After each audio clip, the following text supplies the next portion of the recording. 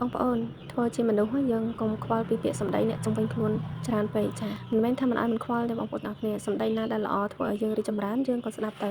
សម្ដីណាដែលធ្វើឲ្យយើងប៉ះពាល់អារម្មណ៍យើងកុំបាច់យកទុកដាក់ក្នុងចិត្តអីសំខាន់ថាខ្លួនយើងចង់ធ្វើអីធ្វើអ្វីដែលល្អធ្វើអ្វីដែលសង្គមគេទទួលស្គាល់ធ្វើអ្វីដែលត្រឹមត្រូវគឺយើងសប្បាយចិត្តដែរយើងរស់នៅបែបសាមញ្ញចាយើងចង់ធ្វើអីយើងធ្វើនឹងកុំខ្វល់ពីពាក្យសម្ដីអ្នកដទៃច្រើនពេកដូចខ្ញុំអញ្ចឹងធ្វើវីដេអូចង់ធ្វើវីដេអូក៏ធ្វើទៅចាយើងធ្វើអ្វីដែលខ្លួនយើងចង់ធ្វើអ្វីដែលយើងស្រឡាញ់ពេញចិត្តនោះជោគជ័យនឹងមកតាមក្រោយបងប្អូនទាំងអស់គ្នាអញ្ចឹងហើយទាមទារឲ្យយើងមានការតាំងចិត្តកុំខ្វល់ពីពាក្យសម្ដីអ្នកជំនាញច្រើនពេកចាពីព្រោះមនុស្សយើងបងប្អូនការគិតគឺអត់ដូចគ្នាទេចាមនុស្ស100គិតទាំង100ចិត្តទាំង100អញ្ចឹងហើយបើសិនជាយើងរវល់តែតម្រូវចិត្តគេគ្រប់គ្នាអញ្ចឹងអត់បានធ្វើអ្វីដែលយើងស្រឡាញ់អត់បានតម្រូវចិត្តខ្លួនឯងអត់បានគិតពីចិត្តខ្លួនឯងថាខ្លួនឯងចង់ធ្វើអីខ្លួនឯងបច្ចុប្បន្នហ្នឹងធ្វើអីបានខ្លះហើយ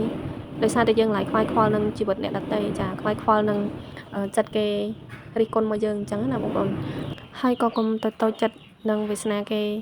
កុំទៅចំណែននឹងវាសនាគេដែរបងប្អូនចាព្រោះមនុស្សយើងកើតមកដំបូងតែមួយក្រុមមេឃតែមួយប៉ុន្តែវាសនាខុសគ្នាអញ្ចឹងជួនកាលអ្នកខ្លះគេចង់បានជីវិតបែបសាមញ្ញដូចយើងក៏អត់បានផងបងប្អូនចាយើងចំណែននឹងជីវិតគេក៏គិតថាចំណែននឹងជីវិតយើងដែរដែលមានជីវិតសាមញ្ញចង់ធ្វើអ្វីក៏បានមានសេរីភាពអញ្ចឹងហើយបងប្អូនត្រូវស្រឡាញ់នៅអ្វីដែលខ្លួនឯងមានចាអរគុណច្រើនបាយបាយហើយបងប្អូនកុំភ្លេចជួយ like ជួយ share វីដេអូនេះខ្ញុំម្នាក់មួយផងណាបាយបាយ